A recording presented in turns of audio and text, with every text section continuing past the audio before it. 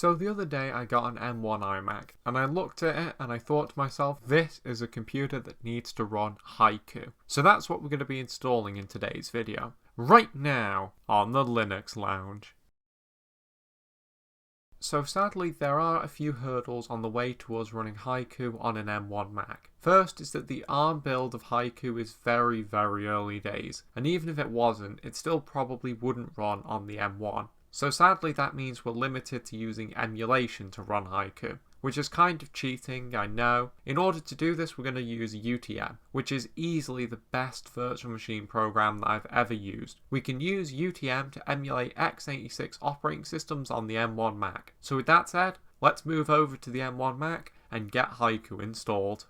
So here we are on the M1 Mac with UTM open. Now let's go ahead and make the virtual machine that we're going to install Haiku in. So first let's go ahead and select create a new virtual machine. From here let's go ahead and name it Haiku. Then let's move over to system, and sure enough the emulated architecture is already set to x86 64. That's what we want. Then let's go ahead and give this virtual machine, let's say 2 gigs of RAM. Next let's move over to drives, and we're going to create a drive to install Haiku onto and a drive for the Haiku ISO. And there we go, we have both of the drives that we need. One of them is a CD drive, the other is the hard drive. Next, let's go ahead and start up the virtual machine. Now it's not going to boot anything at the moment since we don't have the ISO inserted. Let's go ahead and click on this CD icon up here and insert the Haiku ISO. As you can see, the Haiku ISO is now selected, so let's go ahead and reboot so it will boot from the ISO. And sure enough, as you can see, it is now booting Haiku. And this is entirely emulated, so I have to say that this is very impressive. And here we are in the Haiku Installer. So let's go ahead and full screen this and we'll go ahead and install Haiku. Let's go ahead and set up the partitions on our virtual hard drive.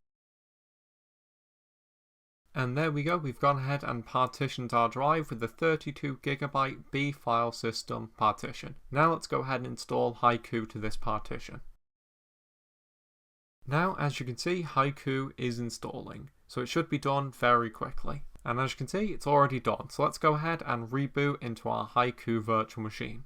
And there we go, as you can see, Haiku is booting, and it's actually gone ahead and defaulted to booting from the hard drive, so we didn't need to remove the ISO. But obviously you can if you want to do that. And there we go, this is Haiku running on an M1 Mac, fully emulated, and I've got to say, the performance of this is very impressive when you consider the fact that this is x86 emulated on an ARM processor. Now, obviously Haiku is a very lightweight operating system, and if you try to emulate a heavier operating system like this, it probably just won't work. For instance, I've tried some heavier Linux distributions through emulation like this and it didn't seem to work. But if you do have an M1 Mac, go ahead and try out UTM and see what you can get running, because it is all pretty cool. But as you can see, we now have Haiku running on an M1 Mac, and performance is actually surprisingly pretty good, and you can use it to mess around with Haiku to your heart's content. But with that said, that's it for today's video. I hope you enjoyed watching it, and I will see you in the next one.